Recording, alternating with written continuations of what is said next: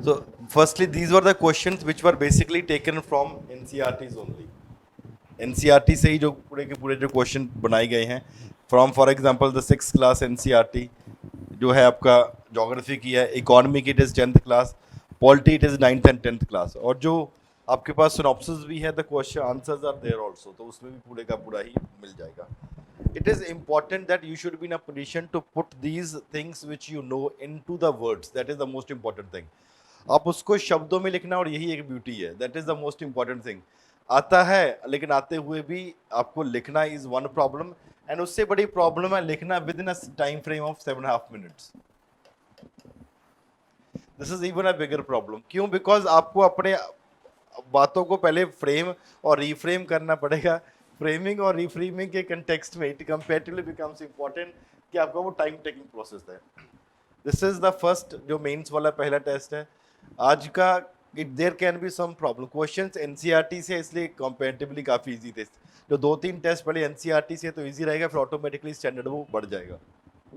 लेकिन if you are able to cover these NCERT, जैसे जैसे एनसीईआरटीज कवर कर रहे हैं, it will be comparatively easy for you to write the answers also in a better वे.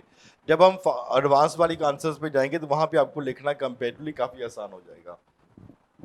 कुछ basic formats जो आपको पता होना चाहिए. नॉर्मली द क्वेश्चन जहाँ पे डिस्कस के साथ एंड हो सकता है, इसको लिख लो, अगर नहीं है तो write it in on a copy. या question could be ending with comment, और question could be ending with for example analyse, critically analyze, critically comment, whatever may be the things that can be there. तो जैसे जैसे होगा वो question वैसे वैसे हो सकते हैं. जब डिस्कशन की बात करते हैं, अगर इसके इंट्रो की बात करते हैं, intro could be coming for example either from a historical background, या कोई भी आप रिपोर्ट से स्टार्ट कर सकते हो. These are the two methods, two ways in which you can start. इसी भी तरीके से आप या तो कोई बैकग्राउंड से स्टार्ट कर सकते हो, या आप रिपोर्ट से, फिर जो पूछा गया है वो लिखोगे, और जो इसका कंक्लूजन होगा वो इसका क्रक्स होगा, जो इसका निचोड़ है वो इसका फॉर एग्जांपल आपको पूरे का पूरा आंसर हो जाएगा. जब यही बात कमेंट, क्रिटिकली कमेंट की, एक बात ध्यान दो, कमेंट और critically comment does not mean कि आपको 50-50 ही लिखना है. इट कुड बी 60-40, 50-50, 70-30, 30-70, कुछ भी हो सकता है. वो डिपेंड करेगा on the demand of the question की. क्वेश्चन की डिमांड क्या है? अगर क्वेश्चन की डिमांड कहीं पे पॉजिटिव ज़्यादा है तो आपको पॉजिटिव 60-70% भी लिखना पड़ सकता है. अगर कम है तो अकॉर्डिंगली आपको इस तरीके से भी लिखना पड़ सकता है. जब इस चीज़ का क्रक्स होगा, जो इसका निचोड़ होगा, वो इसकी इंट्रोडक्शन होगी. जहाँ एक सेफ साइड है, इसको भी आप रिपोर्ट से शुरू कर सकते हो. एग्जांपल देके बताऊंगा मैं, एक बार समझो पहले. थर्ड एनालाइज है, जब इस कमेंट वाली इंट्रोडक्शन में एग्जांपल जुड़ जाएगा.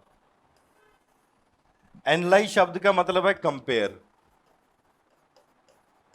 कंपेयर तभी आप कर सकते हो अगर कुछ आपको पॉजिटिव पता है और फॉर एग्जांपल कुछ आपको नेगेटिव पता है.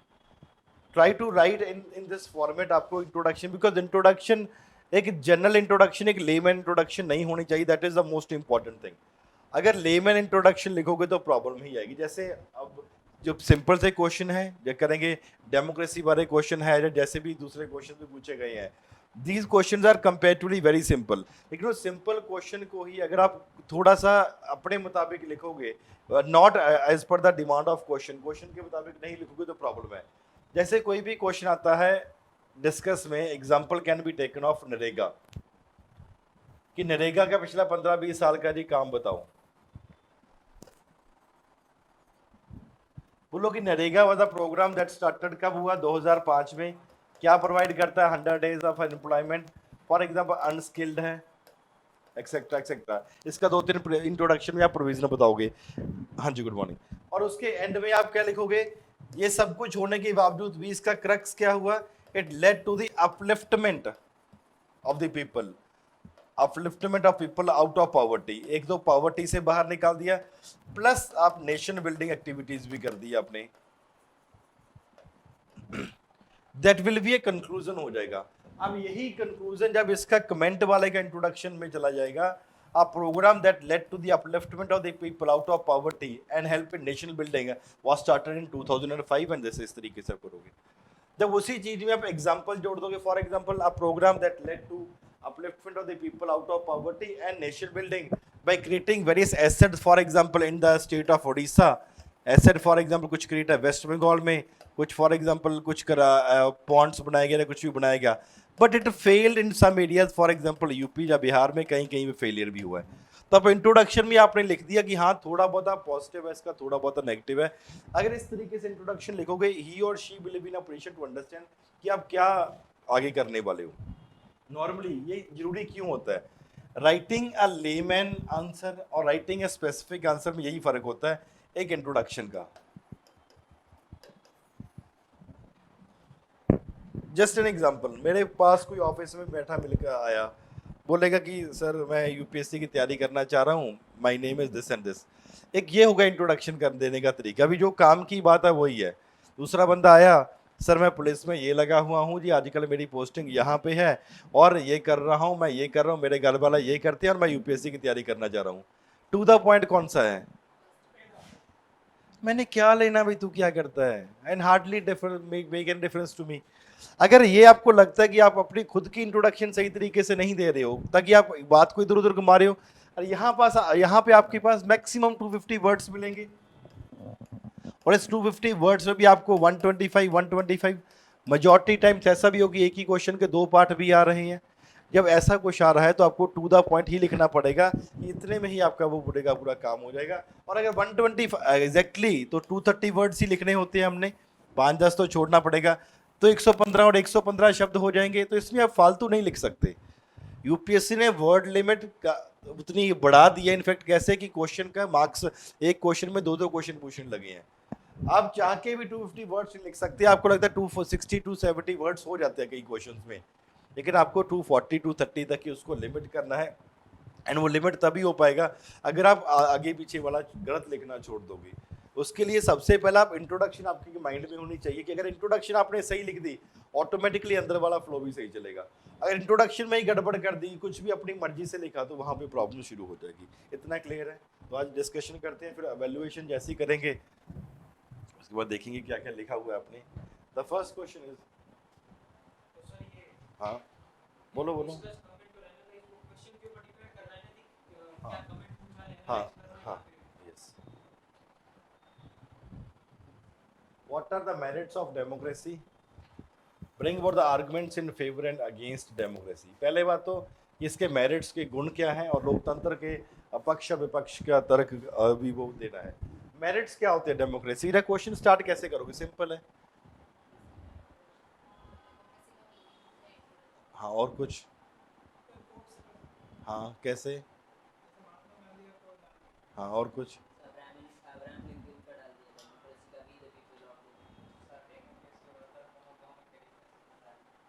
डेमोक्रेसी नहीं, इंट्रोडक्शन में क्या लिखोगे? क्या?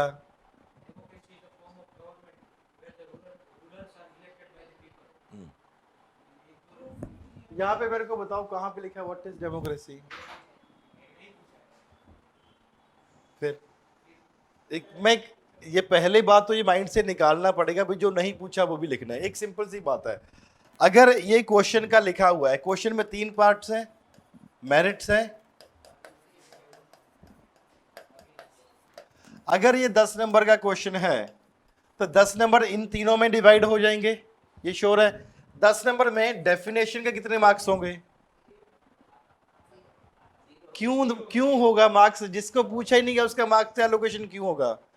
Y there will be any allocation? आप बोलोगे अगर डेफिनेशन का ठीक है तो बढ़िया है, तो फॉर एग्जाम्पल अगर मेरिट्स ऑफ डेमोक्रेसी है, अगर डेमोक्रेसी का 1 नंबर भी मिलना होगा तो मैं डिक्टेटरशिप भी लिख देता हूँ ना, क्या होता है, क्या पता आधा उसका भी दे दे।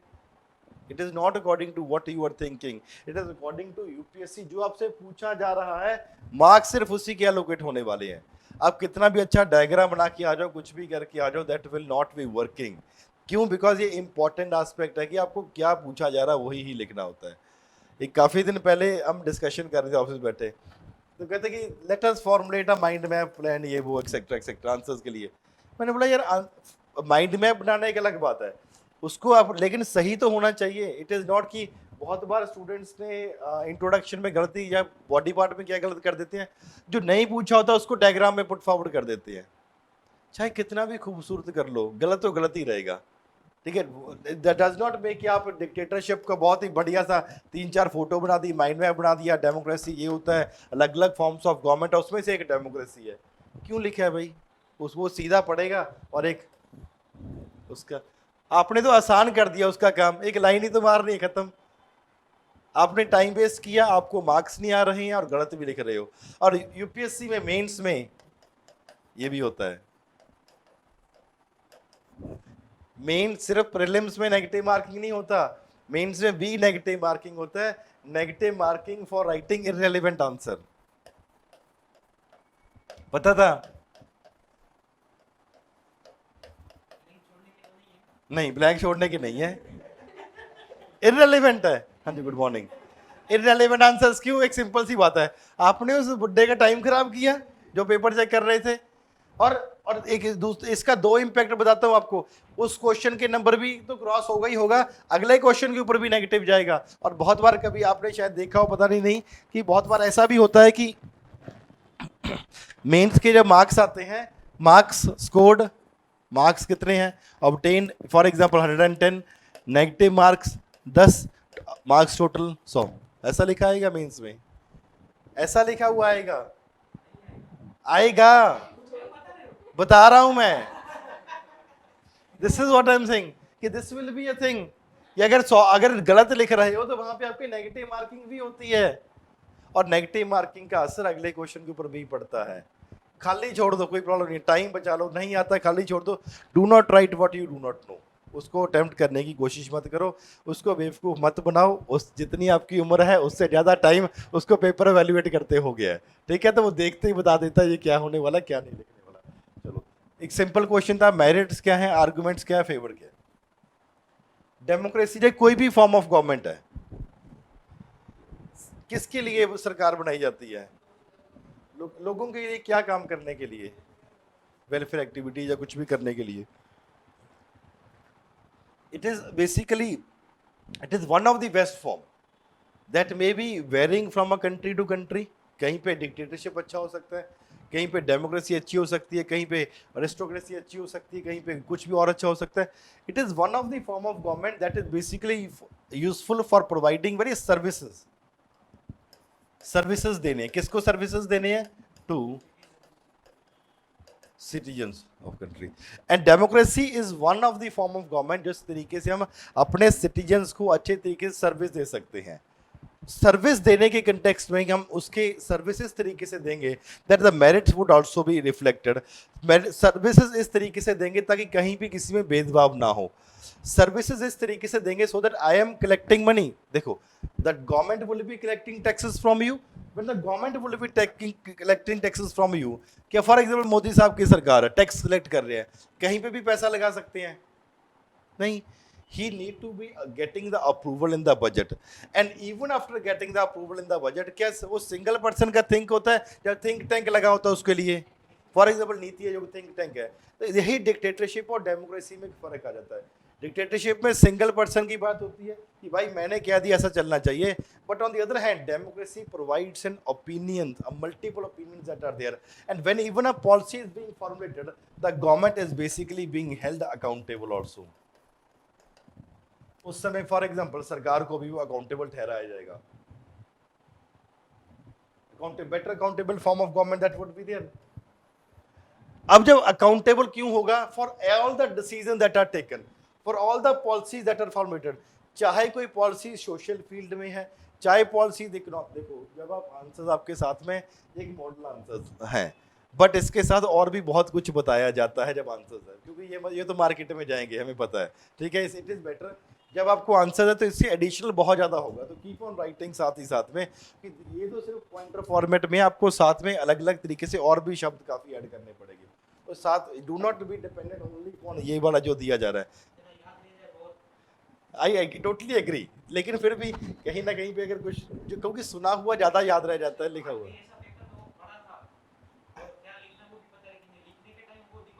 हाँ, फ्रेम नहीं हो पा रहा अभी को, हाँ, होता है। हाँ, और दो दो दो तीन टेस्ट में हो जाएगा, 2-3 टेस्ट में वो ठीक हो जाएगा। ठीक है, now when you think that this is required, अब क्यों जरूरत है इस चीज की? The first is accountable. Accountable किसके लिए सरकार? For all the things that are there. कैसे? चाहे कोई भी सोशल पॉलिसी बन रही है, चाहे कोई भी इकोनॉमिक पॉलिसी बन रही है, चाहे पॉलिटिकल स्ट्रेटजी बन रही है, चाहे साइंस एंड टेक्नोलॉजी का बन रहा है, कुछ भी आप लिख लो, the government is held accountable and it is better in a democratic setup to ask the government to be more and more accountable. सिर्फ अकाउंटेबल ही नहीं, जब इतने कोई भी डिसीजन लिया जा रहा है, डिसीजन मल्टीपल लोग साथ में मिलकर लेंगे, जब मल्टीपल लोग डिसीजन साथ में मिलकर लेंगे, ऑटोमेटिकली क्वालिटी बढ़ेगी कम होगी? इसमें एक और पॉइंट ऐड करो, आपके नोट्स में नहीं है। Example, when a government is formulating any policy, for example national या एजुकेशन पॉलिसी की बात हो रही है, तो गवर्नमेंट ने क्या किया? The government would be releasing a draft paper so that the decision could even be made more better. कोई भी लेबर कोड बनाना है, जो कुछ भी करना है, the government is also releasing the draft paper for that. क्यों? ताकि लोग भी अपने विचार दे सके। क्यों? ये सिर्फ डेमोक्रेसी में ही पॉसिबल है, डिक्टेटरशिप में पॉसिबल नहीं है। क्लियर है? जब ये आपकी बात सुनी जा रही है सरकार में, लोगों को लगा यार ये तो मेरी सरकार है, तो जब लगेगा मेरी सरकार है तो क्या होगा? आपकी डिग्निटी बढ़ रही है। लिखो वहां पे साथ में, it increases the dignity of individuals. Dignity क्यों बढ़ जाती है? Because people are feeling that they are a part of the government and the government is कैसे चल रही है, उनके मुताबिक ही सरकार चलाई जा रही है। इसके लिए for example dignity of the government. Example लिखो यहां पे, ई एप्लीकेशंस आई हुई है ना, सरकार अपनी अपनी डिवाइस मांगती। एक छोटा सा एग्जांपल लिखो, ऐसे वॉशरूम है, सरकार ने एक स्कीम इंट्रोड्यूस करी थी, पब्लिक टॉयलेट अगर क्लीन नहीं है तो फोटो खींच के भेज दो। क्यों? आपकी डिग्निटी बढ़ रही है, सरकार मेरी बात सुन रही है।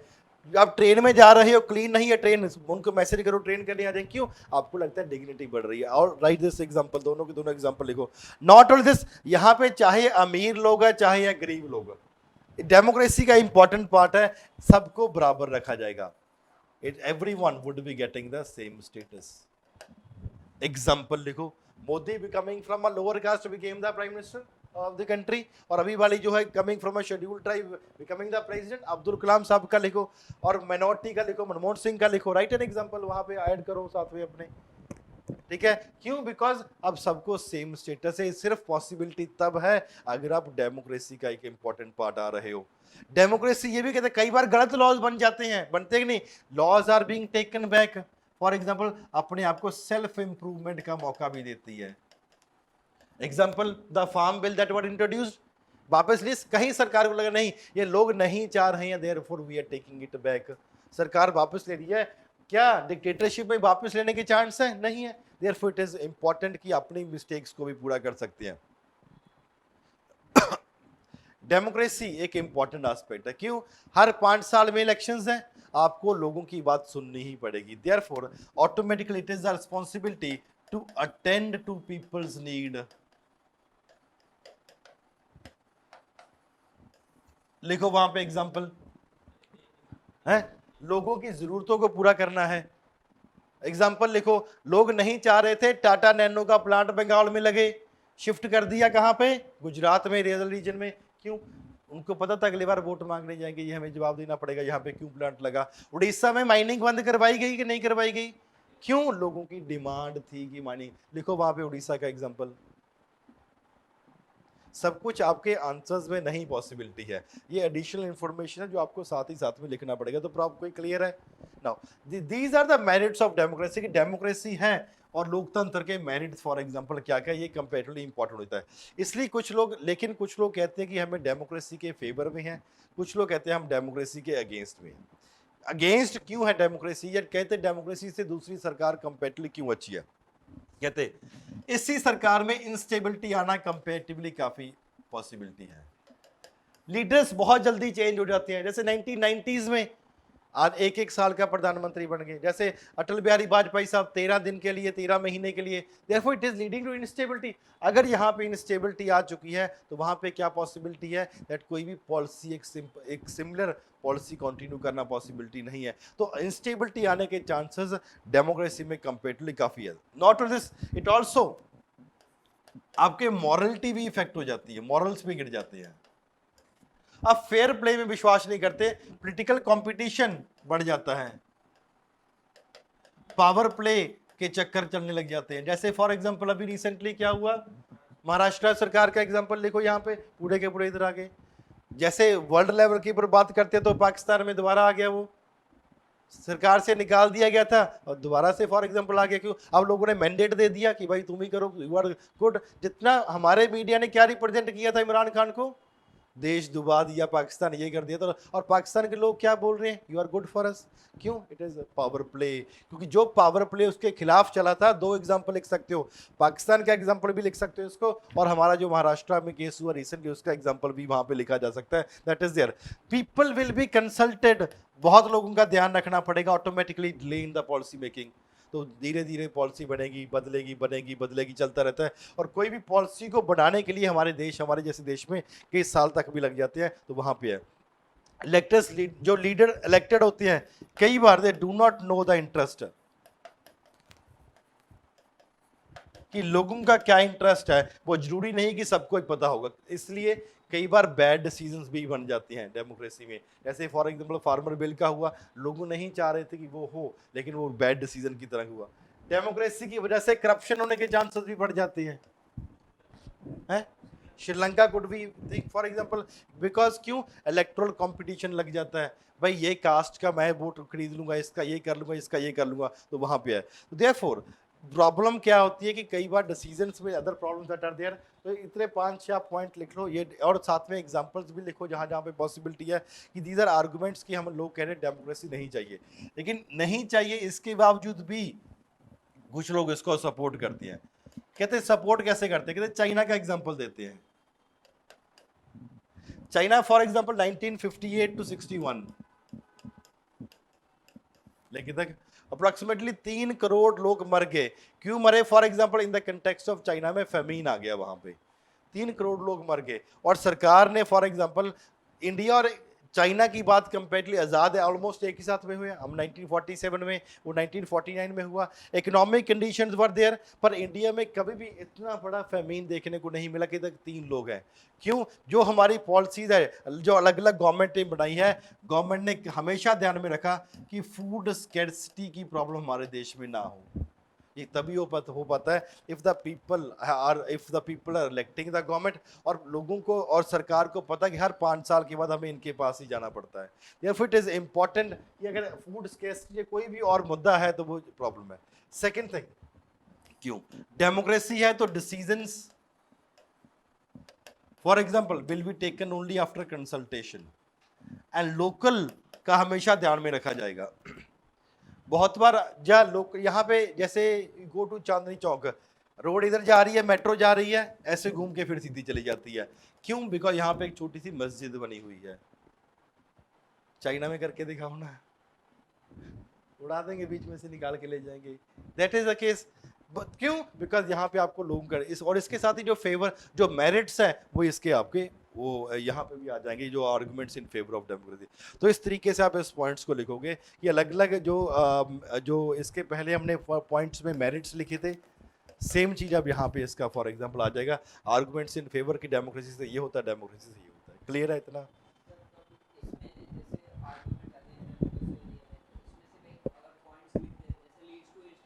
हाँ,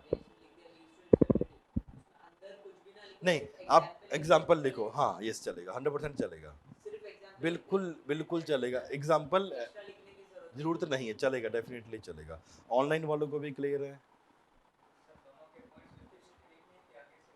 कैसे? 250 ये तो कॉमन, आधा आधा चलेगा, 1/3 1/3 1/3 तीनों हो जाएगा। नेक्स्ट,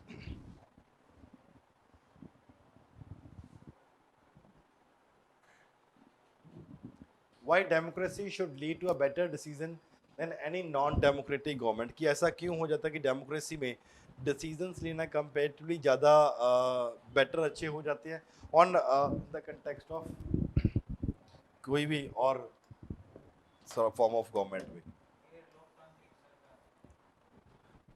गैर लोकतांत्रिक सरकार अरे ठीक है, एक ही बात है। डेमोक्रेसी क्या होता है, क्यों डिसीजंस अच्छे होते हैं? बिकॉज डिसीजंस हमेशा कंसल्टेशन से चलते हैं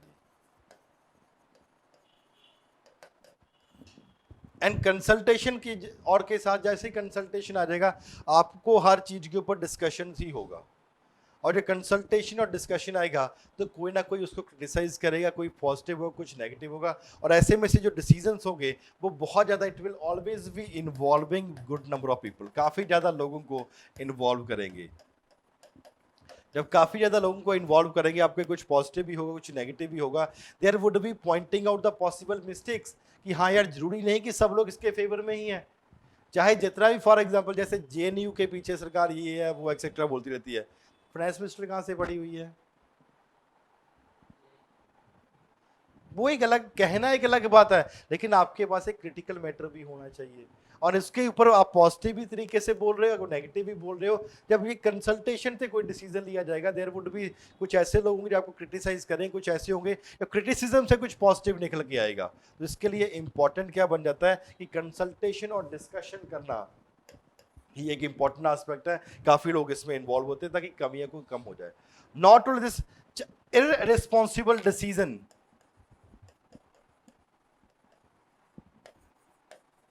इसके चांसेस भी कंपेरेटिवली कम है। क्यों? बिकॉज जब डेमोक्रेसी की कंपेरेटिवली बात करते हैं वहां पे बहुत ही हेस्टनेस, बहुत ही जल्दी में डिसीजन लेना बहुत मुश्किल है। ऑलवेज डिसीजन कंपेरेटिवली धीरे धीरे लिए जाते हैं और हमेशा कभी होता है कि रिस्पॉन्सिबल डिसीजन है, अगर responsible irresponsible decision automatically for example अगर इररेशनल इररिस्पॉन्सिबल डिसीजंस कम है तो quality of decisions will automatically be high, क्योंकि ज्यादा लोगों के साथ कंसल्टेशन है। नॉट ओनली दिस, पहला, दूसरा इसलिए भी फॉर एग्जांपल ये इंपॉर्टेंट हो जाता है बिकॉज जो भी कंफ्लिक्ट भी आ रहा है, डिफरेंसेस एंड कंफ्लिक्ट्स भी हो रहे हैं, इनको भी फॉर एग्जांपल सॉल्व करना कंपेरेटिवली आसान है। Always there are differences that are society है, हिंदू समाज बोलेगा हमें ये चाहिए, मुस्लिम समाज बोलेगा ये चाहिए, दूसरा समाज हर समाज बोलेगा हमें ये चाहिए। देयर बिकॉज हमारे देश में काफी हद तक सोशल डाइवर्सिटी भी है,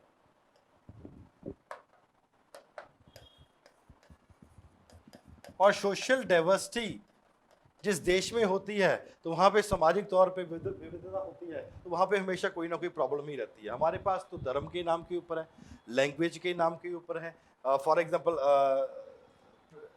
रीजन के नाम के ऊपर अलग अलग डिफरेंसेस है। तो ऐसे लोगों में अगर कंसेंसस डेवलप करना है तो अलग अलग डेमोक्रेसी में किया जा सकता है। नॉट ओनली दिस, जब सोशल डाइवर्सिटी में है, एक लैंग्वेज का है, एक रीजन का है, एक रिलीजन का मुद्दा है, तो सब लोगों का, जस्ट एन एग्जांपल है, हिंदू है, मुस्लिम है, सिख है, क्रिश्चियन है, पारसी या बौद्धी है, एक्सेट्रा, सब लोग हैं, इनके सबके प्रेफरेंसेस सेम होंगे? Preferences are also for example different. जब प्रेफरेंसेस आपके डिफरेंट हैं तो वहां पे क्या हो जाएगा, इन देखना पड़ेगा कंसल्टेशन से ही किसी को ऐसा ना लगे कि इनको फेवर किया जा रहा है और दूसरों को फॉर एग्जांपल अलग किया जा रहा है।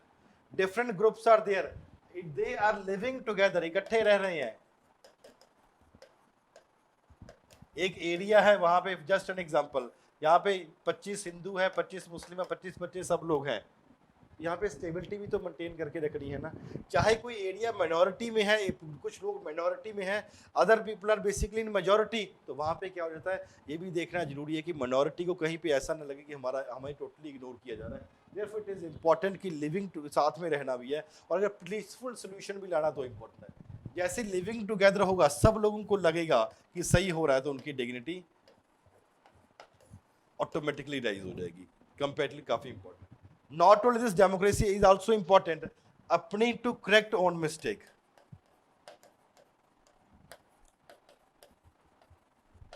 जो डिक्टेटरशिप में या किसी और फॉर्म में comparatively it is not possible कि आप अपनी ही गलतियों को फॉर एग्जांपल सुधारने का एक आपको मौका मिल जाता है। क्यों?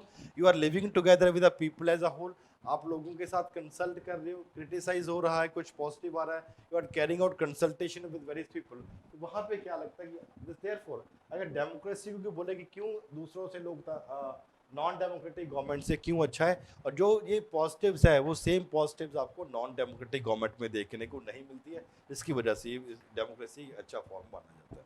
चलो सर इसमें वो बेल्जियम का भी एग्जांपल ला सकते हैं। कौन सा? बेल्जियम में जैसे जो डच स्पीकिंग जो फ्रेंच स्पीकिंग थे, हाँ हाँ हाँ पावर शेयरिंग करके वहाँ पे that-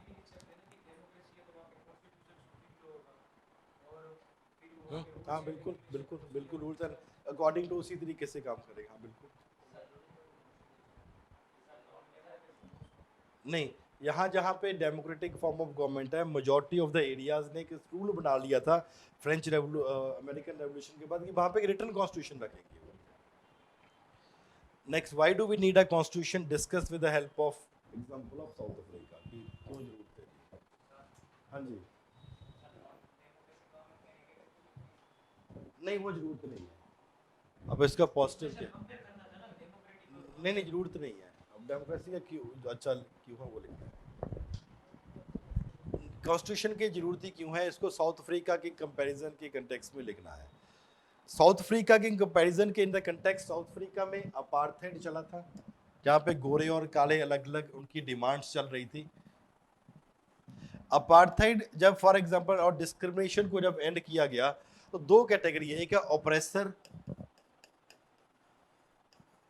एक ऑपरेस्ड, जिनको फॉर एग्जांपल जिन्होंने दबाया और जिनको फॉर एग्जांपल दबाया गया।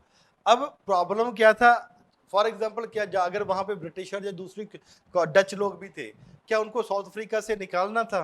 नहीं, पर उनको भी रखना है वहां पे, और उनके साथ साथ जो काले लोग हैं, ब्लैक लोग हैं, जो मेजॉरिटी वाले लोग हैं, उनको भी हमें इक्वल ट्रीटमेंट देना है। Therefore, when those oppressor and the oppressed, they were saying that we will be living together, साथ में रहेंगे जी। अगर साथ में रहेंगे तो दोनों को कोई ना कोई कॉम्प्रोमाइज तो करना ही पड़ेगा। एक ऐसे लोग हैं जो ब्लैक मेजॉरिटी है, ब्लैक लोग हैं मेजॉरिटी में हैं, and they demanding equal status, social, economic और पॉलिटिकल। जो वाइट लोग हैं वो माइनॉरिटी में हैं, they were saying that we have certain property and that should not be confiscated, और कंपेरेटिवली हमारे पास ही रहनी चाहिए, और जो प्रिविलेजेस है वो हमारे पास ही रहने चाहिए। देयरफॉर दोनों के लोग इकट्ठे बैठे and they wanted to come to a compromise. White लोग क्या बोलते, आपको ये चाहिए इक्वल स्टेटस, 1 पर्सन 1 वोट, खत्म।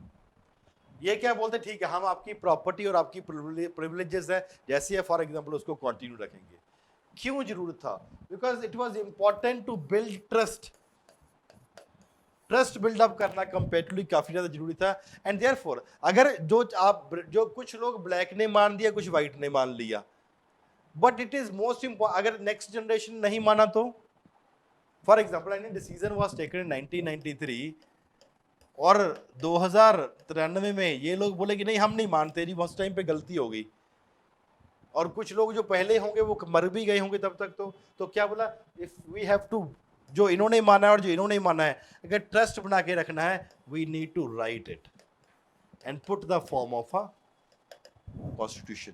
जो आपस में एग्रीमेंट हुआ है वो भूला जा सकता है, कुछ भी प्रॉब्लम कुड बी देयर, तो क्या क्या जरूरत है, it is important that we should be writing it down, और उसके कंटेक्स्ट में, तो कि ट्रस्ट कंटिन्यूअसली ही बना रहेगा। They said that we need an elected government and that should be empowered. The rules were basically been given, decided कि what are the rights, कि जो जो सिटीजन्स को फॉर एग्जांपल राइट्स दी जाएगी उसके लिए भी आपको उनको बताएगा, जरूरी है। Rules were decided as the rights of citizens. लेकिन ये रूल तब तक ही रहेंगे, for example if the winner can not change them very easily. Winner का मतलब एक सरकार बनने जा रही है, मेजोरिटी और माइनॉरिटी दो लोग मिलके, सरकार तो मेजोरिटी की ही बनेगी ये तो श्योर है, but what was important that कि अगर black people they are emerging as victorious, they should not be allowed to change the constitution. वो संविधान को completely change ना कर सके, and therefore इसको base set of basic rules में डिटरमाइन कर लिया, ये रूल तो आने वाली जनरेशन को भी मानने पड़ेंगे। एंड क्या बोला गया, we are writing a constitution. क्यों इंपॉर्टेंट है, बिकॉज यहाँ पे डाइवर्स ग्रुप ऑफ पीपल है, every country has a diverse group of people all over the world, और इंडिया में तो और भी ज्यादा डाइवर्सिटी है, देयरफॉर हमारे लिए और भी ज्यादा इंपॉर्टेंट है। इंपॉर्टेंट किसके लिए है, कॉन्स्टिट्यूशन क्यों चाहिए, so that people to people relation आपको कैसे मेंटेन करने हैं, लोगों का लोगों के साथ, पीपल टू गवर्नमेंट रिलेशन आपको कैसे मेंटेन करने हैं, वो भी सरकार में कॉन्स्टिट्यूशन में लिखा गया है। क्यों, एक set of rules and regulation क्या है, सरकार की क्या जिम्मेवारी है, आपकी क्या राइट्स है, आपकी क्या रिस्पॉन्सिबिलिटीज है, वो फिक्स है। और लोगों को कुछ, फॉर एग्जांपल अगर आपने बोला कि मेरे को ऐसे हाथ उगवाने का अधिकार है, आजाद देश में पैदा हुआ हूँ, लेकिन आपका अधिकार मेरे नाक तक आके रुक जाता है, इसके आगे अलाउड नहीं है, क्यों, उसके बाद मेरे राइट्स भी शुरू हो जाते हैं। देयरफॉर इट इज इंपॉर्टेंट, क्यों, पीपल टू पीपल रिलेशन। हमारे कॉन्स्टिट्यूशन में क्या बोला गया है कि आप कहीं भी मूव कर सकते हो, लेकिन there are certain limitations that are there. For example scheduled area, tribes में कहीं भी आप नहीं जा सकते, या पीपल टू गवर्नमेंट के रिलेशंस में, जैसे सिटीजन चार्टर का एक हम बाद में क्वेश्चन करेंगे। There are written set of rules and regulations जो फॉर एग्जांपल फॉलो करने पड़ेंगे। उसी तरीके से कि सरकार को भी तो इम्प्लीमेंट करना पड़ेगा कि क्या डिमांड्स है, क्या एक्सपेक्टेशन है, तो ये कहाँ पे लिखा जाएगा, it is written in the constitution. तो देयरफॉर कॉन्स्टिट्यूशन काफी ज्यादा इसका फायदा भी प्रोवाइड करता है। Constitution therefore does many things.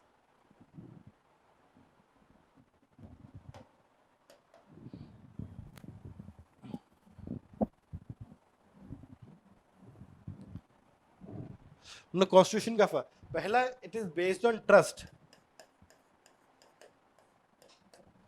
हम सरकार को क्यों टैक्स पे कर सकते हैं, बिकॉज हमें सरकार के ऊपर ट्रस्ट है कि जो पैसा ले रही है कम से कम कहने को तो ये सही तरीके पे लगाएंगे। Is a good amount of coordination that is there, specifies how. और कॉन्स्टिट्यूशन क्या बनाता है, बताता है कि सरकार कैसे बनती है, how the government is being constituted. हर 5 साल में इलेक्शन है, बाई इलेक्शन होने के चांसेस है, आपको अगर पहले सरकार गिर गई तो दोबारा इलेक्शन 6 महीने में आपको करवाने पड़ेंगे। एंड कौन पार्टिसिपेट करेगा, universal adult franchise that would be there. That is basically कि क्लियरली बताया गया कि who will be forming a government, सरकार कौन बनाएगा, सरकार कैसे बनेगी, और वो सरकार क्या क्या डिसीजन ले सकती है। नॉट ओनली सरकार डिसीजन क्या ले सकती है, बट ऑल्सो लिमिट भी सरकार के ऊपर है।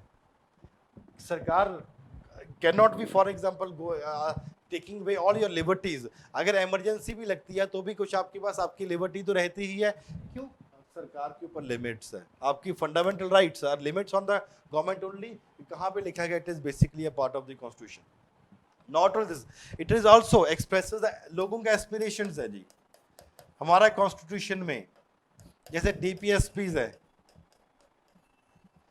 फंडामेंटल ड्यूटीज है, क्या एस्पिरेशंस ही है, या फंडामेंटल राइट्स है, एस्पिरेशंस ही तो है कि अभी कुछ गांधीयन प्रिंसिपल्स है, कुछ सोशलिस्टिक प्रिंसिपल्स है, कुछ अलग अलग प्रिंसिपल्स है, ये क्यों इंटरनेशनल लेवल के ऊपर प्रिंसिपल्स है, क्यों, दे आर बेसिकली कि लोगों के एस्पिरेशंस भी इंपॉर्टेंट हो जाते हैं।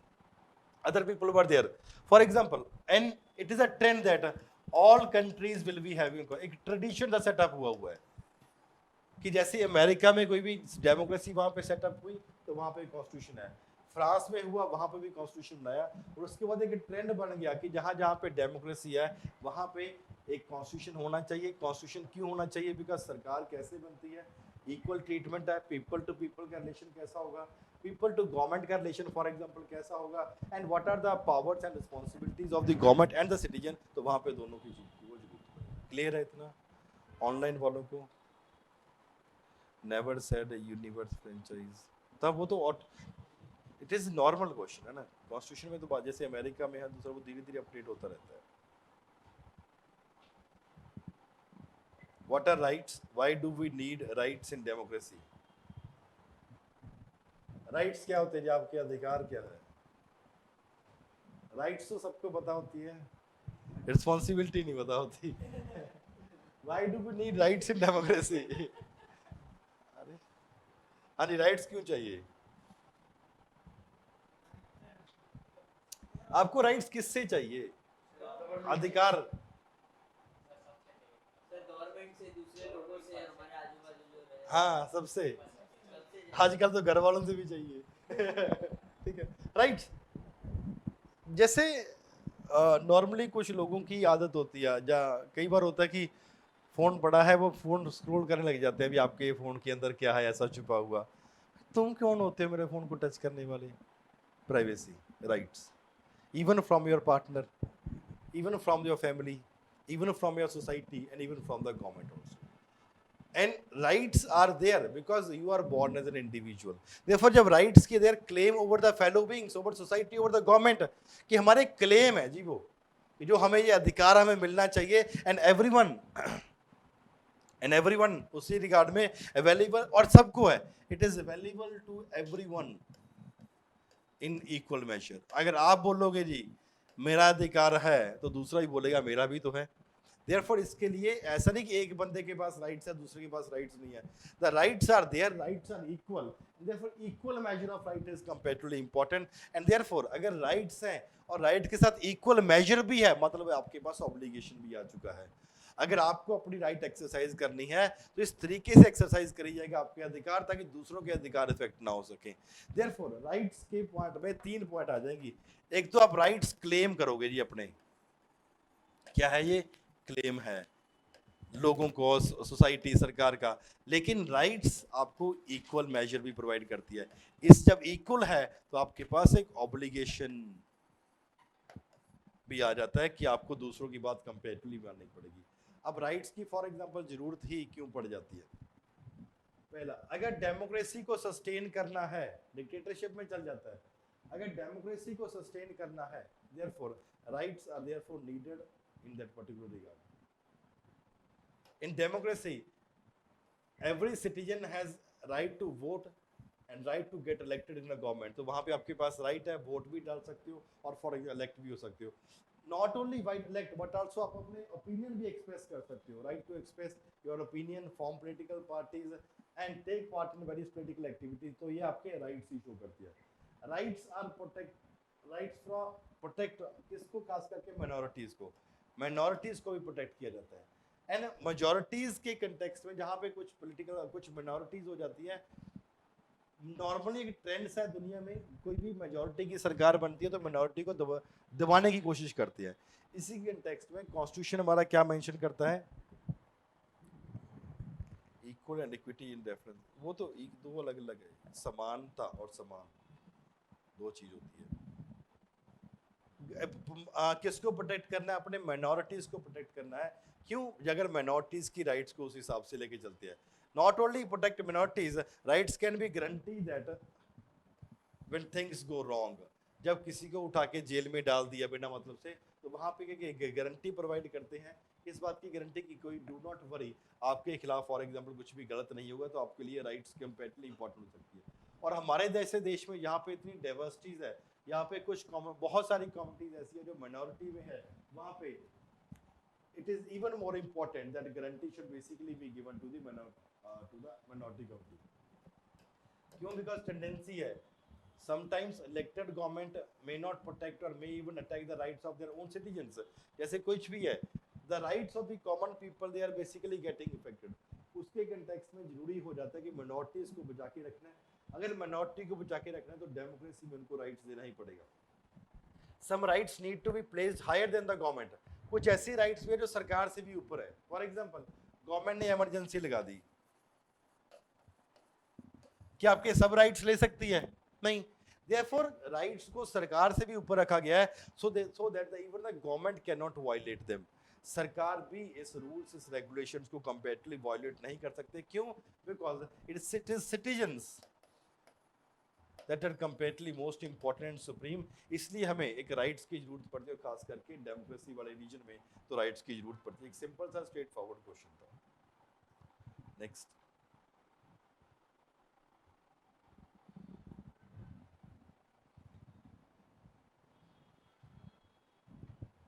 the constitution of India prohibited any caste based discriminations and laid the foundation of policies to reverse the injustice of the caste system।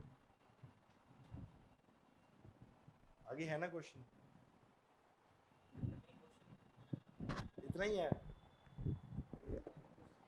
ना? आगे in the context of above statement लिखा हुआ है।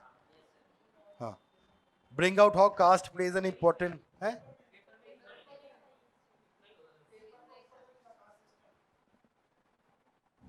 इसके आगे वो, अच्छा उसने गड़बड़ कर दी, वो है ना, दिया तो हुआ है। अच्छा अच्छा, in the context of above statement bring bring out how caste plays an important role in politics. Caste politics में कैसे रोल प्ले करता है और पॉलिटिक्स कास्ट में कैसे रोल प्ले कर सकता है, फॉर एग्जांपल ये दोनों चीज जरूरी है। हाँ अरे कोई नहीं, 5 मिनट तेरे को और दे देंगे, लिख लेना। आओ। चलो ना, caste caste can take various forms.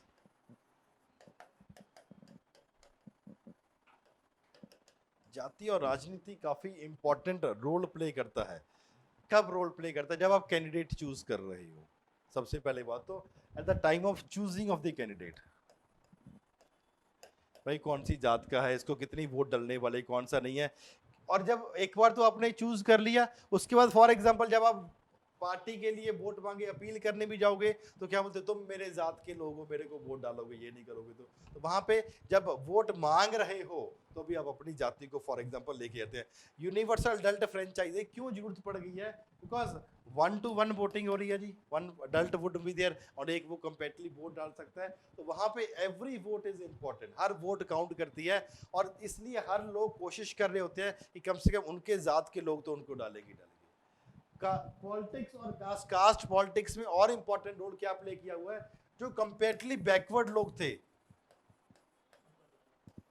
इनका भी कंपेरेटिवली अपलिफ्टमेंट करने का रोल प्ले किया है। इंफीरियर थे, उनको कंपेरेटिवली आगे लेकर आए हैं। जो इंप्रेशन क्या था, that elections are above the caste and nothing else, ये कहा जा रहा है, लेकिन रियलिटी में क्या है कि ऐसा पॉसिबिलिटी नहीं है। और एक और हिंदुस्तान में ब्यूटी क्या है कि कोई भी कॉन्स्टिट्यूएंसी, कोई ऐसा कॉन्स्टिट्यूएंसी है जहां पे सिर्फ एक ही जात के लोग रहते हो? नहीं। इसलिए जब आप वोट करने के लिए, वोट मांगने के लिए जा रहे हो, आपको सबका ध्यान रखना पड़ता है। कोई भी, और ना तो एक ऐसी कॉन्स्टिट्यूएंसी है जहां पे एक ही जाति के लोग रहते हो, और ना ही ऐसी कोई जाति है जो पूरे के पूरे लोग एक ही बंदे को वोट डालते हैं। जैसे फॉर एग्जाम्पल यादव्स हैं, तो पूरे के पूरे यादव से इनको वोट तो डालेंगे नहीं, तो समाजवादी पार्टी कुछ बीजेपी को डाले, कुछ कांग्रेस को डालें, कुछ किसी और को भी डालेंगे। क्यों? यहाँ पे जो भी कॉन्स्टिट्यूंसी है वहाँ पे एक ही कम्युनिटी के लोग नहीं रहेंगे, और उस कम्युनिटी के लोग भी सिर्फ एक ही बंदे को वोट नहीं डालेंगे। Therefore it is important, therefore no party is able to win all the votes that are there. इसलिए क्या हो जाता है, कास्ट बेस्ड पॉलिटिक्स में जो स्मॉलर कास्ट वाले लोग होंगे इन नंबर, उनकी इंपॉर्टेंस भी बढ़ जाती है। क्यों यार, 4 वोट भाई तुम्हारी गली के मोहल्ले के आ जाएंगे, 4 इसके आ जाएंगे, 40 इसके आ जाएंगे। क्यों? तो वैसे तो इनको किसी ने पूछना नहीं था। अगर आपकी for example population, total population of particular constituency is 1 lakh example, इसमें से अगर आपके पास 2000 वोट भी हैं, अब तो राजे बन गए। स्मॉल कम्युनिटी है, बोलते भी मैं जहां कहूंगा मेरी कम्युनिटी वोट डालेगी, खत्म। अगर 5000 है तो बस फिर तो बंदा एमएलए बनने का सोचने लग जाता है कि ठीक है मैं एमएलए बन जाता हूँ। क्यों? इट इज इंपॉर्टेंट कास्ट, और इसलिए जो छोटे बड़े कास्ट थी उसमें भी कंपेरेटिवली काफी ज्यादा बेनिफिट देखने को मिलता है। Caste plays a very important role in politics, और पॉलिटिक्स भी है राजनीति कास्ट में। जाति में भी पॉलिटिक्स है, पॉलिटिक्स में जाति आ रही है, लेकिन जाति में भी फॉर एग्जांपल पॉलिटिक्स है, वो भी कंपेरेटिवली इक्वली ही इंपॉर्टेंट तरीके से यूज किया जा सकता है। अब पॉलिटिक्स कैसे आता है? For example each caste group tries to become bigger, क्योंकि हम राजनीति में ज्यादा इन्फ्लुएंस डालेंगे। ओबीसी सभी ओबीसी इकट्ठे हो जाओ जी, पटेल सब इकट्ठे हो जाओ, ये इकट्ठे हो जाओ। अरे भाई तुम तो मेरी जाति का ही है, नहीं मेरी अलग है, नहीं हमारे पूर्वज इकट्ठे होते थे। Try to become a bigger caste group. क्यों? हम सरकार के ऊपर ज्यादा प्रेशर डाल सकते हैं। इसलिए क्या होता है, अगर ये बिगर नहीं बन सकते तो एक और अल्टरनेटिव ट्राई करते हैं। अल्टरनेटिव क्या है? They try to enter into a coalition. चलो भाई तुम नहीं मानते हो, अरे हमारे साथ तो आ जाओ, हमारी जाति के मत बनो, एक कन्वर्ट मत हो, लेकिन हमारे साथ तो आ जाओ कि जब जरूरत पड़ेगी हम तुम्हारा साथ देंगे, तुम फॉर एग्जांपल हमारा साथ देंगे। देयरफॉर नए कास्ट ग्रुप्स आ चुके हैं, और कास्ट ग्रुप में भी कन्वर्ट हो चुका है। कोई कहते हैं हम बैकवर्ड कास्ट है, कुछ कहते हैं फॉरवर्ड कास्ट है। अब 2 कास्ट में भी अलग है, एक फॉरवर्ड है, एक फॉर एग्जांपल बैकवर्ड है। एक नया आ गया, फॉरवर्ड और बैकवर्ड इकट्ठे हो जाएंगे, जैसे अभी इस कहाँ यूपी वाली कौन थी जो गायब सी हो गई है, मायावती। तो बैकवर्ड कम्युनिटी है, लेकिन क्या करें, हाथी और एक और क्या नारा है इनका, नहीं नहीं नहीं नहीं, कहते हम बैकवर्ड लोग हैं, हमारा for example is an elephant है कुछ ऐसा, और इनका फॉरवर्ड लोगों का भी इकट्ठा इकट्ठा चला रहे थे। जाति में राजनीति कैसे आ रही है, एक कुछ लोग बोलते हैं हम आगे वाले फॉरवर्ड लोग हैं, कुछ लोग बोलते हैं हम बैकवर्ड है, कुछ लोग बोलते हैं हम दोनों को साथ लेके चलने की बात करते हैं। वहां पे ब्राह्मण्स भी हैं, वहां पे फॉर एग्जांपल शूद्रा भी हैं, तो वो एक पॉसिबिलिटी बनाने की कोशिश करते हैं। इसका बेनिफिट दलित लोगों को और ओबीसी लोगों को काफी ज्यादा बेनिफिट हुआ है। क्यों? अब उनकी राइट्स भी कंपेरेटिवली काफी ज्यादा सुने जा रहे हैं। अगर किसी भी एक्सक्लूसिव, लेकिन एक और प्रॉब्लम है, अगर आप सिर्फ एक ही जाति का नाम लेते रहोगे, यादव यादव यादव यादव यादव करते रहोगे, तो आप क्या पॉजिटिव है कि नेगेटिव जाएगा? तो इसलिए भी मजबूरी बन जाती है कि आपको एक जाति के होने के बावजूद भी आपको दूसरी पॉलिटिकल पार्टीज का भी, हम लोगों का भी कंपेरेटिवली देख होना चाहिए। Politics that is based upon caste is not a healthy development, वो कंपेरेटिवली कोई हेल्दी डेवलपमेंट नहीं है। क्यों? बिकॉज अगर जाति के ऊपर ही आज नहीं तो कल को वोट डालने ही डालने पड़ेंगे। जब वोट कंपेरेटिवली डालने लगे तो वहां पे another development what would be coming, अब अदर इंपॉर्टेंट इश्यूज जैसे पॉवर्टी, जैसे फॉर एग्जांपल हंगर, जैसे फॉर एग्जांपल डेवलपमेंट, इनके ऊपर आपका ध्यान नहीं जाएगा, और आप छोटी मोटी चीजों के ऊपर, करप्शन के ऊपर ध्यान नहीं जाएगा। और क्या हो जाएगा? Caste division lead to tension हो जाएगा, कन्फ्लिक्ट हो जाएगा, और इवन कहीं ना कहीं पे दंगे होने के भी चांसेस है अगर राजनीति के बारे में ऐसी ही बातें चल रही है। क्लियर है? सिंपल क्वेश्चन, ऑनलाइन वालों को भी क्लियर है?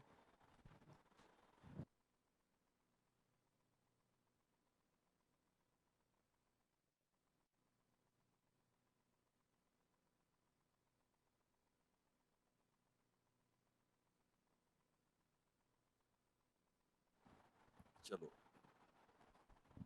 नेक्स्ट। इसमें से कितने पॉइंट्स आपने लिखे थे? अच्छा, मैंने वो बिना स्टेटमेंट के ये सोचा कि कास्ट के लिए हाँ, इनजस्टिस रिवर्स करने के लिए क्या क्या पॉलिसीज है वो अच्छा है। ठीक है, नो नेगेटिव मार्किंग है। What is difference between secondary and tertiary sector in India? Why is tertiary sector becoming so important? क्या होता है secondary sector? सर वो प्राइमरी प्राइमरी सेक्टर के जो प्रोडक्ट्स होते हैं उनको मीनिंगफुल प्रोडक्ट में वो करते हैं, हाँ, कन्वर्ट कर देती है। कन्वर्ट करते हैं मैन्युफैक्चरिंग और इंडस्ट्री। बेसिकली ये एक, अगर सेकेंडरी सेक्टर की बात कर देती है और तृतीय क्षेत्र की बात करते हैं, that is for example secondary sector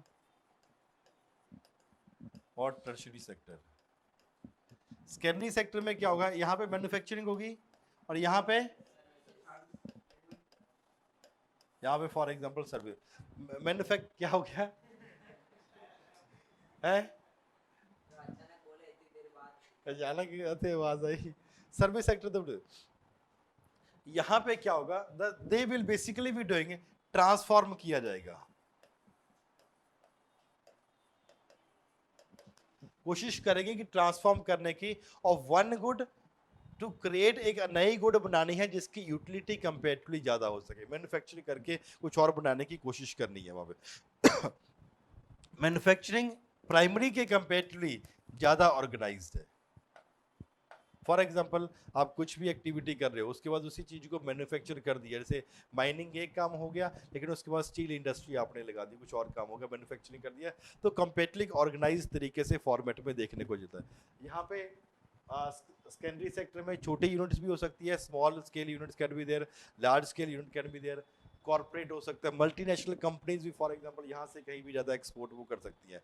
यहाँ पे it is also in a position to provide for good number of employment also.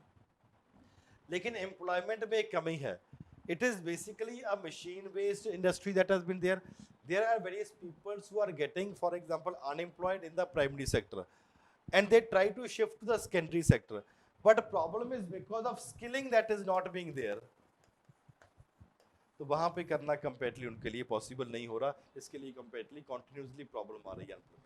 On the other hand जब टर्शरी सेक्टर की बात करते हैं, सर्विसेज सेक्टर में है, they are basically sector provide useful services. अब सर्विस किसको देना है? सर्विस देना है प्राइमरी सेक्टर को, सर्विसेज किसको देना है? सेकेंडरी सेक्टर को। अब दोनों को सर्विसेज फॉर एग्जांपल किसके लिए? ताकि इनका काम स्मूथ तरीके से चलता रहे। जैसे आप हॉस्पिटल में भी चले जाओगे तो वहाँ पे काउंसलर्स भी होते हैं आपके लिए काउंसलिंग करने के लिए। आप कई बड़ी ऑर्गेनाइजेशन में करे जाएंगे तो लोगों को मेंटल प्रेशर हो जाता है, तो उनके साइकेट्रिस्ट भी रखे होते हैं भी आपको प्रेशर कैसे डील करना है। ये भी ऑर्गेनाइज्ड एक्टिविटी है जिस तरीके से फॉर एग्जाम्पल मैन्युफैक्चरिंग का बैंकिंग आ जाएगा, इंश्योरेंस आ जाएगा, ट्रेड आ जाएगा, कम्युनिकेशन आ जाएगा, यहाँ पे है। रिसेंटली इसमें ज़्यादा एम्प्लॉयमेंट कंपेरेटिवली बढ़ रही है, रोजगार कंपेरेटिवली टर्शरी सेक्टर में कंपेरेटिवली काफ़ी ज़्यादा बढ़ गया है। क्यों बढ़ रहा है रोजगार ज़्यादा? सर जैसे एजुकेशन बढ़ रही है तो people are getting more literate. हाँ और हाँ बोलो। हाँ हाँ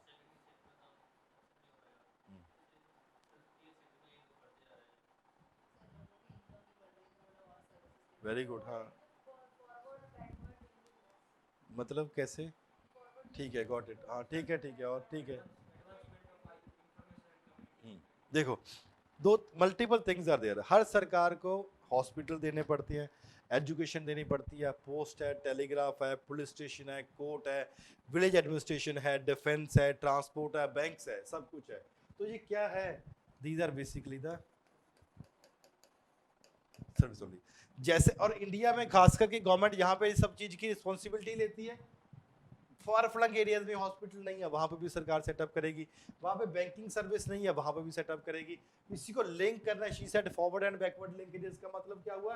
एग्रीकल्चर वाले के प्रोड्यूस को अपने ट्रांसपोर्ट करके शहर में लेके जाना है या किसी और चीज में सेल करना है। तो जैसे आपने कहीं पे भी अमेजोन पे डालना, कुछ और करना है, तो क्या है? सर्विस सेक्टर की तरह ही तो आपको कंपेरेटिवली हेल्प कर रहे हैं। Therefore it is therefore important कि वो कंपेरेटिवली बढ़ रहा है। नहीं सिक्योरिटी नहीं, सिक्योरिटी नहीं, डिफेंस वाले की सिक्योरिटी की बात कर रहे हैं। हाँ वो तो सर्विसेज में आ जाएगा। Not what is important is कि ट्रांसपोर्ट हो गया, ट्रेड हो गया, स्टोरेज हो गया, कुछ भी मैन्युफैक्चर कर लिया आपने, कोल्ड स्टोरेज चाहिए, ट्रांसपोर्ट कर रहे हैं, all these are basically they are a part of the service sector, जिसकी वजह से कंपेरेटिवली बढ़ रहा है, इसके लिए इंपॉर्टेंट। जैसे जैसे आपकी इनकम बढ़ रही है, पहले घर पे खाना खाते थे, अब मैकडी भी जाना है, यहाँ पे भी जाना है, वहाँ पे भी जाना है, ऑटोमेटिकली तो सर्विस सेक्टर ही तो है। फॉर ईटिंग आउट हो गया, शॉपिंग हो गया, प्राइवेट हॉस्पिटल्स हो गए, प्रोफेशनल ट्रेनिंग होगी, तो ये स्किलिंग हो गया। तो किसका कंपेरेटिवली पार्ट कर रहा है? फॉर एग्जाम्पल सर्विसेज का। क्यों? आपकी कंपेरेटिवली डिस्पोजेबल इनकम अब बढ़ गई है। जैसे डिस्पोजेबल इनकम कंपेरेटिवली बढ़ गई है, आप कंपेरेटिवली टेंड करते हो कि थोड़ा सा कंपेरेटिवली ज्यादा नहीं। नॉट ओनली दिस, जैसे इंफॉर्मेशन कम्युनिकेशन टेक्नोलॉजी का जमाना आ रहा है, पूरे पूरा सर्विस सेक्टर ही तो है। क्यों? आप घर बैठे, जैसे कोरोना हो में चल रहा था, घर बैठे अपनी सर्विसेज प्रोवाइड कर रहे हैं, आपको फिजिकली जाने की जरूरत नहीं है, देयरफॉर इट इज इंपॉर्टेंट। इसलिए कंपेरेटिवली इंपॉर्टेंट आ रहा है, सर्विस सेक्टर कंपेरेटिवली बढ़ रहा है। क्यों? अब गवर्नमेंट भी काफी रिस्पॉन्सिबिलिटी है। जैसे इंफॉर्मेशन कम्युनिकेशन टेक्नोलॉजी है, जैसे गवर्नमेंट है is also trying to build various apps. क्या प्रोवाइड कर रहा है? सर्विस तो प्रोवाइड कर, जैसे किसी लोन लेना है या कुछ भी और करना है तो ऐप के थ्रू ले सकते हो।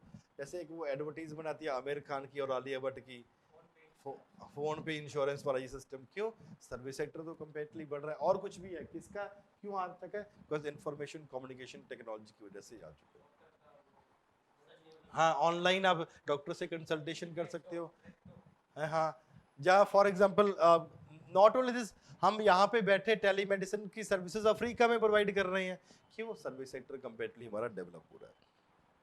ऑनलाइन मार्केटिंग भी डिजिटल हो गया, netizens are increasing. Yes next.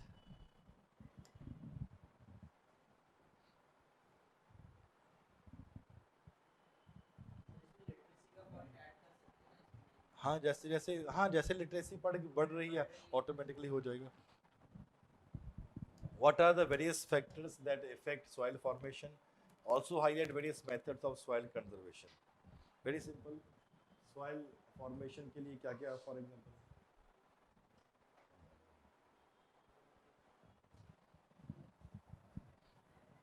क्या क्या इफेक्ट करता है soil formation को? और कुछ? फॉर एग्जाम्पल इट हाँ पहला the parent rock that will be playing a important role.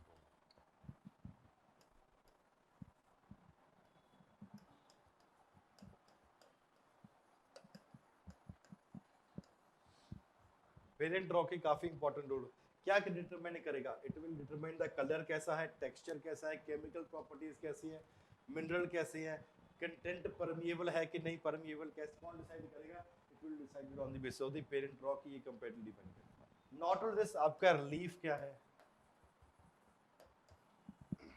भी कंपेरेटिवली डिसाइड करेगा। फॉर एग्जांपल कितना ऑल्टीट्यूड है, स्लोप कितना है, ढलान कितनी है, जो सॉइल है उसका एक्यूमुलेशन कितना ज्यादा हुआ पड़ा है, अगर लीफ ज्यादा है तो वहां पे ज्यादा डेप्थ होना पॉसिबिलिटी नहीं है, तो लीफ से भी आपको ऑटोमेटिकली डिफाइन करेगा। फ्लोरा फौना और micro organism,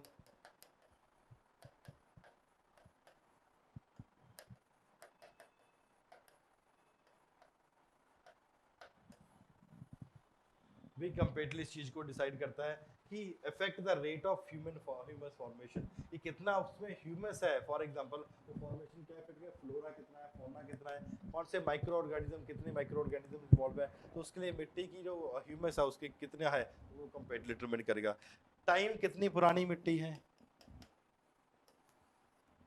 that also plays a very important role, कि थिकनेस डिसाइड होगा सॉइल प्रोफाइल का, कि कैसे फर्स्ट लेयर है, सेकंड लेयर है, थर्ड लेयर है, फोर्थ लेयर है, वो टाइम जैसे बढ़ता जाता है तो वहां पे उस कंपेरेटिवली सॉइल थिक हो जाती है। क्लाइमेट आल्सो डिटरमाइंस, क्लाइमेट कैसे डिटरमाइन करेगा, फॉर एग्जांपल टेम्परेचर कितना है, रेनफॉल इन्फ्लुएंस करता है कि किस तरीके से वेदरिंग जल्दी हो रहा है, मिट्टी जल्दी निकल जा रही है, टाइम लग रहा है, therefore it is comparatively important. तो वो these are the various factors that are there, पूरे का पूरा सॉइल फॉर्मेशन के लिए ये फैक्टर्स क्या क्या कैसे रोल प्ले कर सकते हैं, आप इस तरीके से आप इसको पुट फॉरवर्ड कर सकते हैं firstly. Second part of question is methods, अगर सॉइल को कंजर्व करना है तो उसके लिए आपको मेथड्स क्या है, एक मल्चिंग हो जाएगा, जो ग्राउंड है between plants is covered with a layer of organic matter, straw type सा होता है, जो फॉर एग्जांपल फसल काटते हैं उसको ऑर्गेनिक मैटर उसको बाद में बीच बीच में डाल देते हैं, जिसके वजह से सॉइल मॉइस्चर भी रिटेन रहता है। कॉन्टूर बैरियर्स है, फॉर एग्जांपल स्टोन लगा दिया, ग्रास लगा दिया, जब soil is used to build barriers along the contour थे, या ट्रेंचेस खड्डे कर दिए in front of the barriers की, वहां पे कंपेरेटिवली पानी कलेक्ट हो जाएगा ताकि उसका पानी का जो बहाव है वो कंपेरेटिवली धीरे हो जाएगा। रॉक डैम है, फॉर एग्जांपल पत्थर इकट्ठे कर दिए ताकि पानी का फ्लो वहां पे कंपेरेटिवली कम है। कई बार आपने देखा होगा पहाड़ों में बहुत जगह पे, जैसे पहाड़ों पे आ रहे हो, यहाँ पे एक ऐसे पत्थर से इकट्ठे करके जाल में बंधे हुए मिल जाएंगे, और खास करके इस जो डाउन एरियाज है वहाँ पे तो ज़्यादा मिल जाते हैं। क्यों, पानी के बहाव को रोकने के लिए एक लोहे का जाल आता है, या कैसे भी अलग अलग जाल होता है, तो पत्थर के टुकड़े यहाँ पे डाले होते हैं कि पानी का जो फ्लो हो रहा है वो इधर कंपेरेटिवली धीरे हो जाए। बहुत बार आपको हिली एरियाज में देखने को मिल जाएगा। क्यों, जैसे ही एकदम पानी नीचे आएगा तो पानी स्पीड से आएगा, गलीज है वहाँ पे गलीज बन जाएगी, उसको भी फर्दर। टेरेस फार्मिंग इस तरीके से फॉर एग्जांपल आपको मिल जाएगा पहाड़ों में टेरेस टाइप की फार्मिंग, जैसे हिमाचल में, महाराष्ट्र में बहुत जगह पे अलग अलग, जहाँ जहाँ पे पहाड़ है वहाँ पे टेरेस फार्मिंग इस तरीके से कि वर्टिकल नहीं है, हॉरिजॉन्टल होगा हमेशा, वर्टिकल होगा तो पूरे बह जाएगा। therefore terrace farming is also important, steps made flat surface वहाँ पे। इंटरक्रॉपिंग, जब एक क्रॉप और अल्टरनेटिव क्रॉप्स आर ग्रोन तो वहाँ पे फायदा हो जाता है। कॉन्टूर फ्लोइंग, हिल स्लोप्स के जब for example barriers, natural barriers लगा दिए जाते हैं तो उसको कॉन्टूर फ्लोइंग सिंचाई।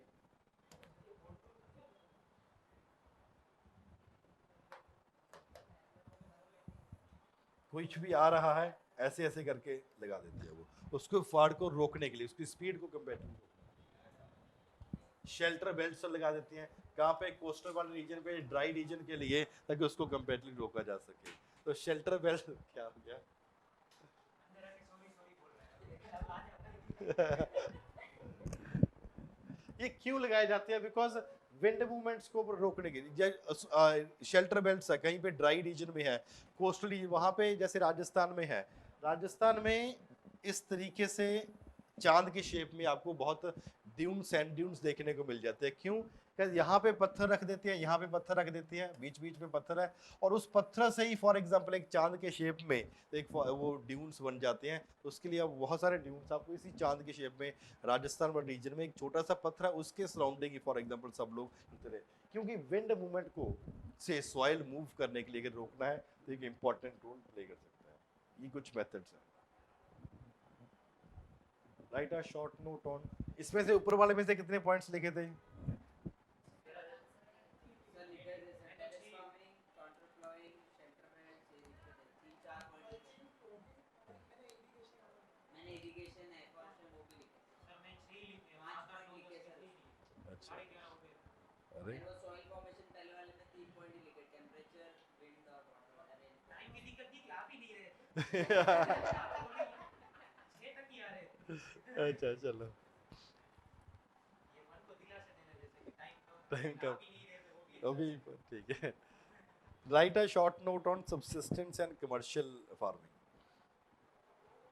सब्सिस्टेंस का बेसिकली मतलब होता है जितना आपने पैदा किया उतना फॉर एग्जांपल वो खा लिया,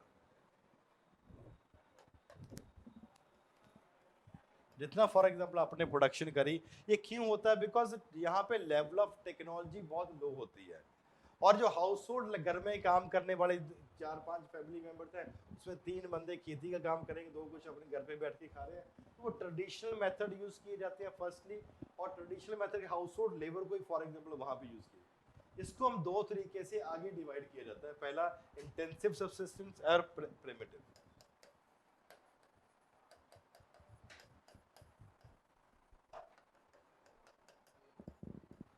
सब्सिस्टेंस एग्रीकल्चर, इन दोनों में फॉर एग्जांपल डिवाइड किया हुआ है। यहाँ पे है कि आपको इंटेंसिव में क्या किया जाएगा, उसको अच्छे तरीके से ज़्यादा कुछ थोड़ा बहुत टेक्नोलॉजी भी यूज़ करने की कोशिश करेंगे, या कुछ बाहर से लेबर भी लाने की कोशिश करेंगे ताकि प्रोडक्टिविटी कंपेरेटिवली बढ़ जाए। इंटेंसिव है, ये कहाँ पे किया जाएगा? जहाँ पे थिकली पॉपुलेटेड एरिया, जहाँ पे south east Asia, south Asia वाला रीजन है, वहाँ पे पॉपुलेशन कंपेरेटिवली ज़्यादा है, तो वहाँ पे आपको ये फार्मिंग तरीके का इंटेंसिव फार्मिंग कराई जा रही है, लोगों की तरीके से करा जाएगा। जब प्रिमिटिव एग्रीकल्चर है, प्रिमिटिव सब्सिस्टेंस फार्मिंग है, जो पुराने कंपेरेटिव लोग करते हैं, इसका मतलब है शिफ्टिंग कल्टीवेशन,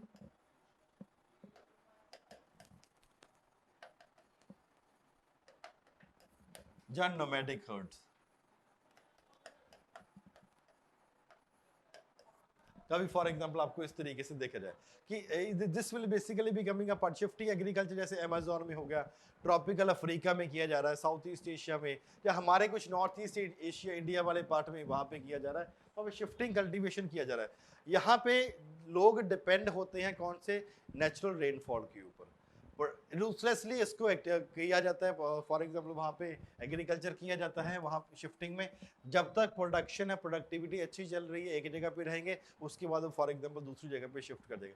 नोमैड्स है, जैसे राजस्थान में कुछ एरियाज में है, सेंट्रल एशिया में है, सहारा में है, नॉर्थ ईस्ट पार्ट में है, जम्मू एंड कश्मीर में भी हमारा है, और अलग अलग देशों में इसको अलग अलग नाम से भी जाना जाता है। जैसे मैक्सिको में इसको मिल्पा कहा जाता है, लडांग मलेशिया में, रोका ब्राज़ील में, अलग अलग जगह पे के नाम से इस तरीके की कल्टीवेशन को कंपेरेटिवली जाना जाता है।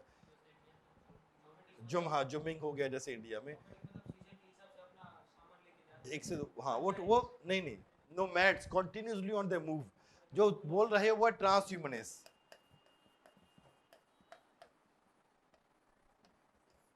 हाँ, एक से दूसरी जगह पे 6 महीने चले गए, दूसरे से फिर वापस आ गए, उसको ट्रांसह्यूमनिस बोला जाता है।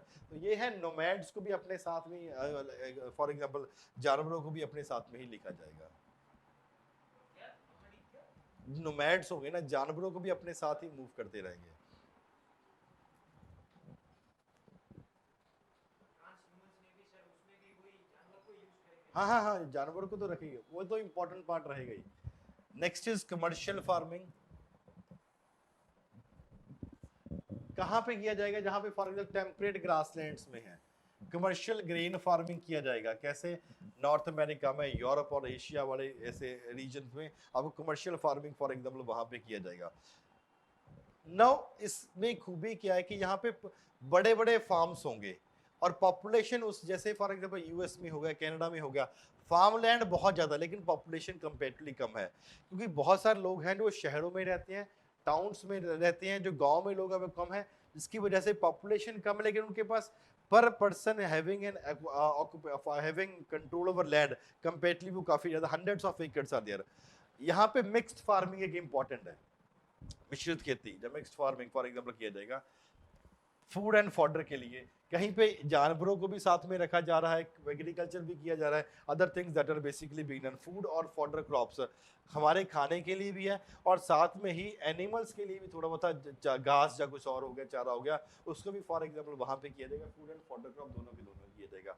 यूएस में है, अर्जेंटीना में है, Europe region, Australia, New Zealand, South Africa. Plantation type for example tea हो सकता है, कॉफी हो सकता है, शुगर केन हो सकता है, कैश्यू हो सकता है, बनाना, कुछ भी प्रोडक्शन क्रॉप्स आर देयर। बेचने वाले ना सर, हाँ, जो सेल किया जा सकता है आगे कमर्शियल क्रॉप से कॉमर्स की तरह यूज किया जाएगा। मेजर प्लांटेशन कहाँ पे आपको ट्रॉपिकल एरियाज में ये इनकी प्रोडक्टिविटी कंपेरेटिवली ज़्यादा होती है। रबर जैसे मलेशिया में पाई जाती है आपको, वहाँ पे जहाँ कॉफ़ी ब्राज़ील में, इंडिया में चाय होगी, जहाँ श्रीलंका में भी आपको चाय का कंपेरेटिवली ज़्यादा है। तो ये दोनों कंपेरेटिवली शॉर्ट नोट्स आपको लिखना था, वहाँ पे कौन सी कल्टीवेशन है, कौन से लोग हैं, कौन सा रीजन होता है, उस तरीके से वो आपको लिखा जाएगा।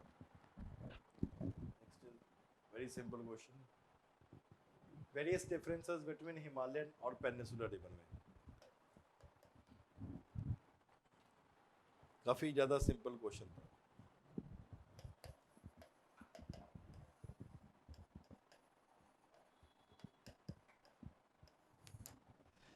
हिमालयन रिवर्स की पूरा साल बहती है कुछ कुछ टाइम पे यार, कौन से पेरेनियल और ये सीजन के हिसाब से बहेगी। और रिवर्स क्या हुआ, ये सब तो रटा हुआ है ठीक है। देयरफॉर यहाँ पे है इरोजन कहाँ पे ज्यादा होगा, यहाँ पे for example erosion would be comparatively कम। ये मेंडरिंग कौन करेगा ज्यादा, मूव कौन करेगा, मूव करता रहेगा, जैसे रिवर जा रही है ऐसे ऐसे कुछ भी कर दिया। और ये फॉर एग्जांपल ऑलमोस्ट चांसेस है कि वहाँ पे सीधा ही फ्लो करेगी, मेंडरिंग का कंपैरेटिवली चांसेस है। Originate mostly in the Himalayan region, Himalayan वाले रीजन में ही ओरिजिनेट किया जाता है। Irrigate land that is in the northern part of the country, north वाले एरिया में जो लैंड है उसको एग्रीकल्चर में है। कवर्ड लंबी रिवर्स कौन सी हैं, दे आर कंपेरेटिवली काफ़ी ज़्यादा लॉन्ग डिस्टेंस को कवर करके जाती है। गंगा हो गया, इंडस हो गया, ब्रह्मपुत्र हो गया, कंपेरेटिवली काफ़ी इंपॉर्टेंट रिवर्स है। पेनिनसुलर वाली सीजनल है, जैसे अभी आपको बताया है। Meandering movement for example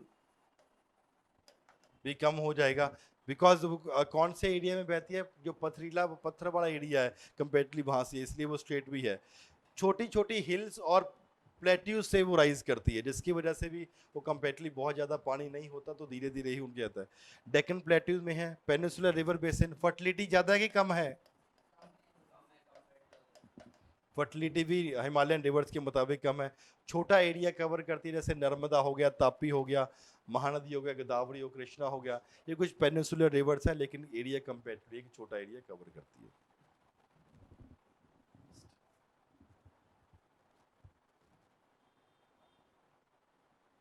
Last question. Write a short note on the forest type in India. Tropical evergreen forest और tropical deciduous forest. क्या होते हैं evergreen forest? सर जो हमेशा हरे भरे रहते हैं, they shed their leaves, but इन लोगों का टाइमिंग अलग अलग रहता हाँ, जिसकी वजह से लगता है कि हमेशा है। हाँ, बायोडाइवर्सिटी ज़्यादा मिलेगी। रेनफॉल कितना चाहिए, 200 के आसपास रेनफॉल होगा, 60 मीटर से। कैसा भी स्टॉप करेंगे वहाँ पे क्रीपर्स वगैरह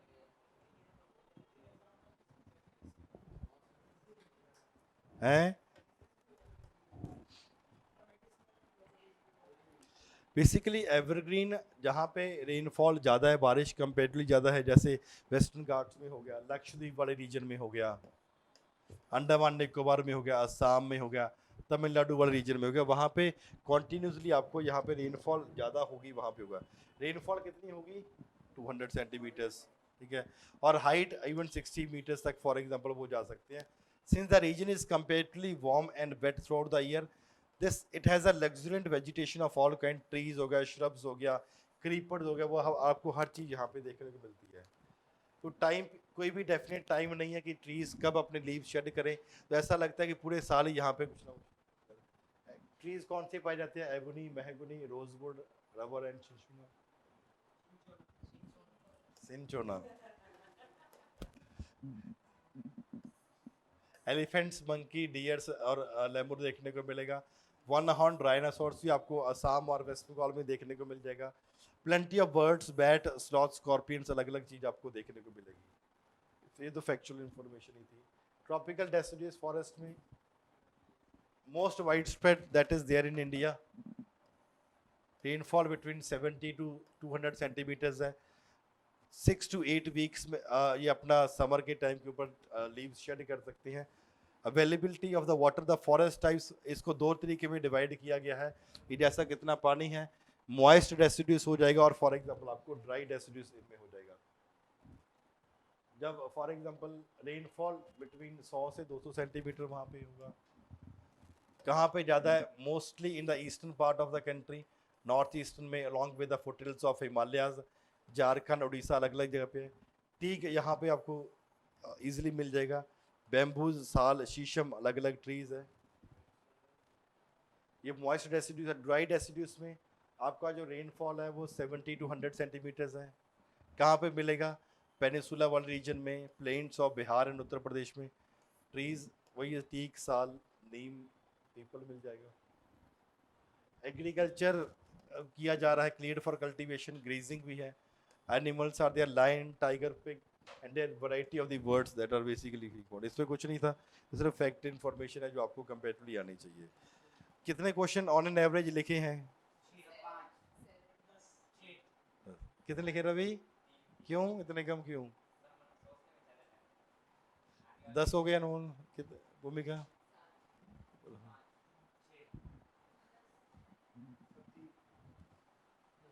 है कि टोटल अटेम्प्ट कितने करे हैं? ठीक है। अब इस चलो ये कुछ दिनों में आपका एवेल्युएट हो जाएगा। अब इम्पोर्टेंट क्या है, एवेल्युएशन के बाद भी इसको सेल्फ इंप्रूवमेंट करके देखना। मैक्सिमम वीक नेक्स्ट टेस्ट से पहले, जैसे आपका टेस्ट होगा उससे पहले फॉर एग्जांपल आपको ये एवेल्युएट होकर मिल जाएगा। उसके बाद self improvement is very very important, कि आपको उसमें से आता था और लिखा नहीं, पहला। दूसरा, आता था और प्रॉब्लम है उसको unable to put in the words. एक तो छूट ही गया, वो एक अलग बात है। Unable to attempt, not attempt एक हो गया।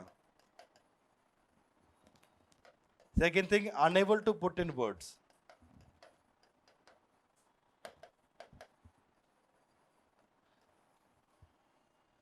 Not attempted, unable to put in words, ये कोई बड़ी प्रॉब्लम नहीं है। प्रॉब्लम कहां पे है? Not knowing.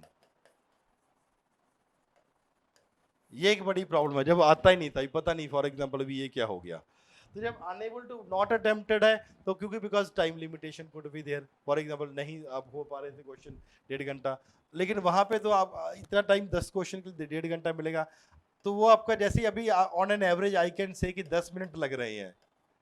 जैसे आप 4-5 3-4 टेस्ट कॉन्टिन्यूसली लिखोगे, वो टाइम ऑटोमेटिकली 8 मिनट के आसपास हो जाएगा।